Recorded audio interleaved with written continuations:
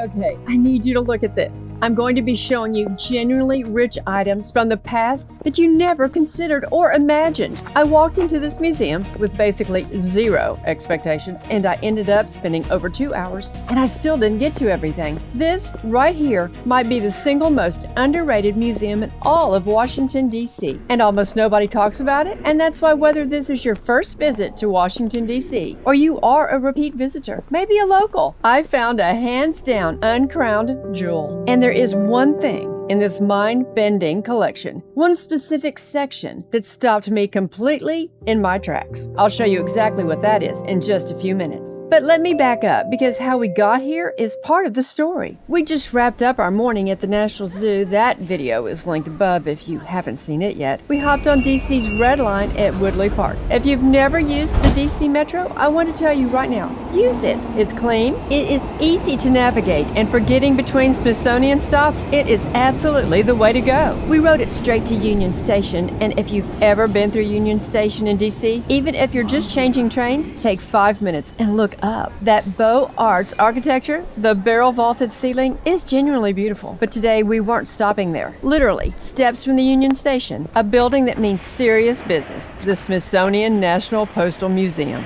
Now I have to be honest, Postal Museum did not light me up when I first saw it on the map. I figured stamps, some old mailboxes, maybe a vintage truck. 45 minutes, in and out. I was in there for several hours. The moment the scale of this place hits you, and it hits you immediately, everything changes. And it is completely 100% free in one of the most expensive cities in the country. And no prior online scheduling like many more of the popular places in DC. For anyone heading to DC this year for America's 250th birthday, and there are going to be millions of people making that trip, write this down. National Postal Museum. It will be one of the highlights of your trip, and I guarantee you almost nobody on your trip will have suggested it. Let me show you what is actually in here, because a list doesn't do it justice. First, look up. This is a real aircraft, a Stinson Reliant, one of the planes used to carry actual U.S. mail in the early days of Airmail, hanging right there in the atrium. In 1911, this Wiseman Cook aircraft made the first mail flight officially sanctioned by a U.S. post office, the deadly de Havilland. The Model DH-4B didn't work well for the Postal Service. These suspended airplanes are part of the museum's centerpiece atrium exhibit. The audacity of what the early airmail pioneers were doing, flying across the country in open cockpits to deliver letters. When you're standing under these planes, it becomes real in a way it never does in a textbook. Then there's the railway post office car. You can walk through this restored railway mail car and understand how an entire sorting operation happened. While the train was moving, postal workers memorizing routes, sorting mail by hand in motion. It's one of those I never thought about this and now I can't stop thinking about it moments. And then the stamps. Plan to spend a great deal of your time inside the William H. Gross Stamp Gallery. It is a true treasure chest of one-of-a-kinds. Screens shining with stamps from around the world and historical dates and items are presented in grand detail. Here you will see the world's first postage stamp. It wasn't made in the USA, but the 1840 penny black was issued on May 1st by Great Britain, revolutionizing postal service worldwide. You might be asking, how is this revolutionizing? Well, back then, mail recipients usually paid the postal fees. This flipped that process completely around. Now here is where I have to tell you something. I have never collected a stamp in my life. Admittedly, I have enjoyed buying some really cool ones though. Muscle cars and national parks. I have approximately 0 Philatelic credentials, and I stood in front of these cases completely absorbed. The inverted Jenny, for those who don't know, is one of the most famous printing errors in American history. A 1918 airmail stamp where the biplane in the center was accidentally printed upside down. There are examples here. The story of how those stamps entered circulation, the collectors who found them, the prices they commanded, it reads like a mystery novel. But what really got me beyond the objects was a human layer of this museum. Letters from soldiers,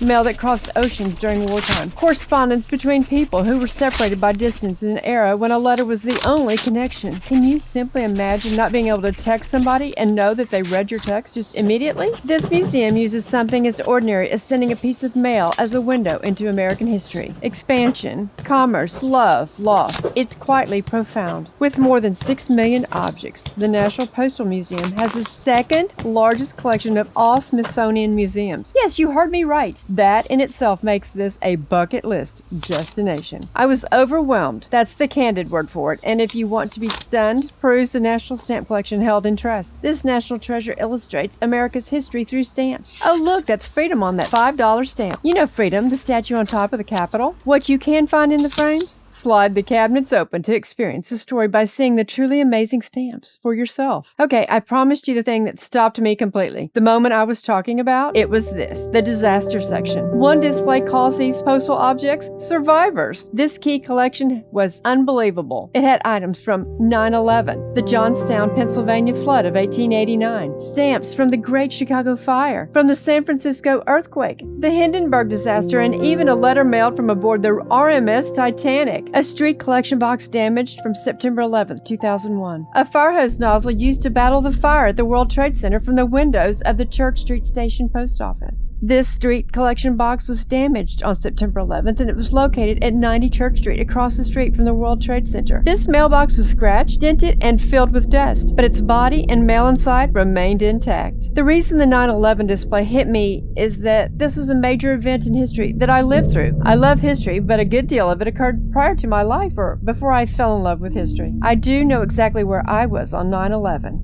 I was in Carthage, New York. Where were you? I've been to Johnstown. I've seen where the dam broke, toured the National Park Service Museum, and here at the Eye-Opening Museum is the front of an iron mail collection box that survived the flood. San Francisco is my favorite city, and I even wrote a paper in college on the fire. I really enjoy visiting downtown Chicago and even walked by a Chicago fire station on my way to Navy Pier last year. So seeing all these items are much more real to me, and I hope that you can get to this museum and see some things from places that you've been to make it more real for you. You know, sometimes a museum gives you one thing that you carry home with you. The disaster survivor section was mine. It was also super cool to see different mailboxes from different countries. Small ones, big ones, square ones, tall ones, and they are found at various places throughout the museum. I'm pretty sure that you have heard of Benjamin Franklin. There's a statue of him in the Franklin Foyer. Most people can probably list a few of his accomplishments, but did you know that he was the father of the Postal Service of the United States? Plan time to explore the Star Route displays comprised of dog sleds to sitting inside a Freightliner truck and looking upside the White River Junction Woodstock U.S. mail coach. Don't miss any corner or nook and cranny here. I found this sign about the last mule train. Been there, seen that. It's Supai. What an amazing destination. The Postal Service calls the outside of the envelope the cover. And boy, the covers on displays are showstoppers. John Hancock on July 4th? What? That's great for the celebration of the 250th birthday of our nation. For the sleuths, behind the badge is an entire section about postal inspectors and postal crimes that visitors will find compelling. Plus, Systems at Work presents what happens to your letter after you drop it into that mailbox. It's really quite remarkable. And we complain about the cost of a stamp. They have skyrocketed in my lifetime. I really can't imagine having missed this museum, and frankly, I want to go back to dive a little deeper. The Postal Museum deserves way more attention than it gets. The grand, ornate, historic lobby with tall columns, chandeliers, information desk, and banners hanging from the walls is your gateway. After we pulled ourselves away, and it genuinely took effort, we got back on the metro to Federal Triangle. From there, we took the long route, not on purpose, but because lots of the National Mall and the Ellipse past the White House grounds were fenced off for the State's Fair. Walking around D.C. never gets old. No matter how many times you've seen it, there's something about walking these streets that feels American, in the best sense. Our destination was the Department of Interior building. As a National Park fanatic, I was drawn there, inside a small, easy-to-overlook National Park Service museum. You will need to pass through the typical TSA-type screening, but you will also need to show ID before getting your rite of passage. I'll be straight. This is a compact, modest museum, but there are two things inside that building that justify the effort. Two original Thomas Moran paintings. If you know Moran, his grand Western landscape paintings literally helped convince Congress to establish Yellowstone as the first national park. Seeing his originals in person is a completely different experience than a photograph. The color, the scale, the light, and I did set off the alarm twice. If you are an art person, a national parks person, or both, it's worth the detour. We then caught the train back to Branch Avenue, tired in the best possible way. Now I have to tell you what's coming, because we came back the next day. Early morning train ride into the city, coffee at a recently opened coffee shop, walking the halls of two House of Representatives office buildings, and there's something genuinely surreal about being in those corridors. We retoured the Capitol, had had lunch at the Waldorf Astoria, and managed to get into the Smithsonian Castle,